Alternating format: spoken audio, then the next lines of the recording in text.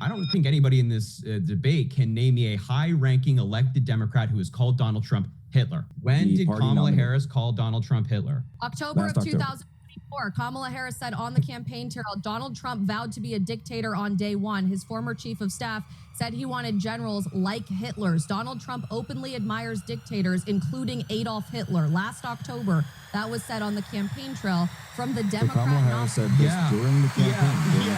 Exactly. Ladies and gentlemen, you just witnessed a political suicide in real time. Welcome back to Free Market Network. Today, we are breaking down what might be the most embarrassing performance by a Democrat influencer in the history of television. Harry Sisson went on Piers Morgan Uncensored to lecture us about violent rhetoric. Instead, he walked into a trap so obvious anyone could have saw it. We have the receipts, the lies, and the absolute humiliation. Let's get into it. But before we get into the heavy stuff, we have to set the scene. Why was Harry so angry? Well, it turns out Donald Trump broke him with a meme. You can't make this up. Trump posted an AI video of himself in a fighter jet dropping, let's call it bio waste, on Harry Sisson. Harry proceeded to go on national television and cry about it. President Trump chose to respond to the weekend's protest by sharing an AI-generated video of himself flying a fighter jet loaded with effluent, which he deposited with surgical accuracy on a friend of his show, Harry Sisson. Trump's critics did not see the funny side.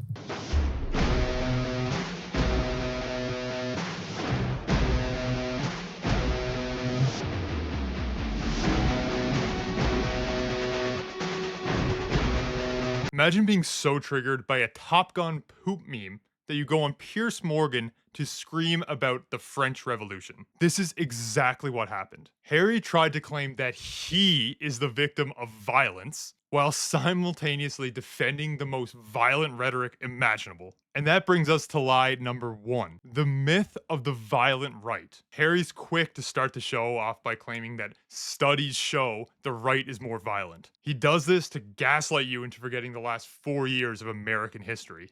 And we have study after study that shows that more political violence comes from the right wing, especially in modern American history, even if you just want to ignore the data. Study after study? Harry, are these studies in the room with you now? He claims the right is the problem. Meanwhile, let's take a quick look at the peaceful rhetoric coming from his side of the aisle. Roll the tape.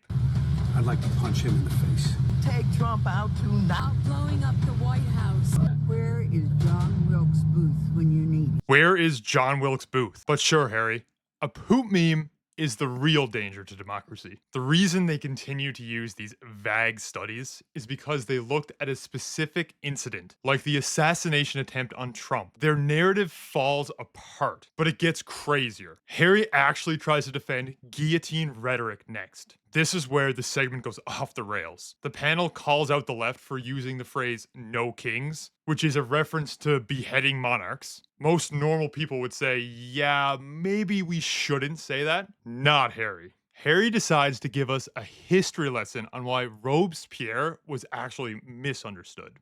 Go back in time and you can find throughout history, whether it's the French Revolution with the watchwords when they were leading people up to the guillotine, was no kings, no masters. That's where the phrase no kings comes from. Did he just defend a reign of terror? For those of you who slept through history class, the French Revolution ended with him chopping off everyone's heads, including the people who started the revolution. Harry is sitting there with a straight face, justifying guillotine talk because he thinks it sounds cool. This is the intellectual future of the Democrat Party, folks. But he wasn't done rewriting history. Next, Harry tries to pivot to a specific lie about Donald Trump. He brings up the Unified Wrench ad. This was a debunked story from months ago, but Harry resurrects it to prove Trump is a Nazi. Donald Trump called for a united Reich in his new campaign ad, "America, are you listening?"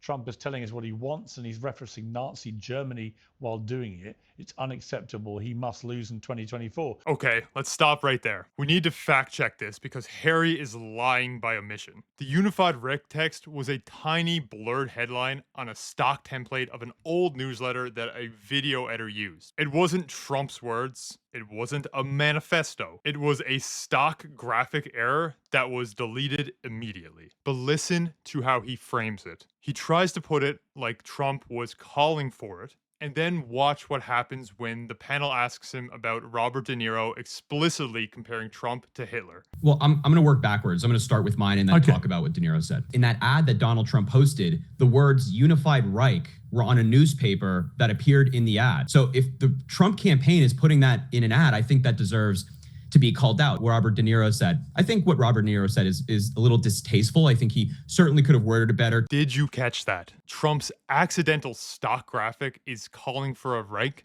but Robert De Niro fantasizing about punching the president in the face? That's just a little disrespectful. The double standard is nauseating. But all of this, the lies, the history lessons, the gaslighting, was just a setup for the grand finale. Harry got confident. He got arrogant. He thought he could bully the panel. So he issued a challenge. He looked into the camera and bet his entire reputation on one question. I don't think anybody in this debate can name me a high-ranking elected Democrat who has called Donald Trump Hitler. I don't think anybody can. He thinks he's safe.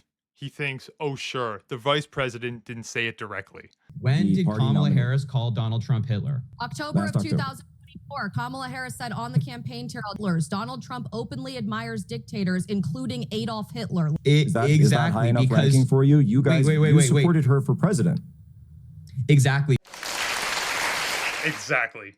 He said exactly. He admitted it. He challenged them to name one. They named the literal vice president. He quoted her doing it and then agreed with it. It is a total short circuit of the brain. He realized mid-sentence that he campaigned for the woman who did the exact same thing he said no one does. This is what happens when you live in an echo chamber. Harry Sisson is so used to TikTok, where he can block anyone who disagrees with him, that he forgot what it's like to face real pushback. He tried to rewrite history. He tried to ignore the violence on his own side, and in the end, he proved his opponent's point for them. If you want to see more influencers get reality checked like this, make sure you subscribe to Free Market Network. We are growing fast, and we need you on the team. Comment below.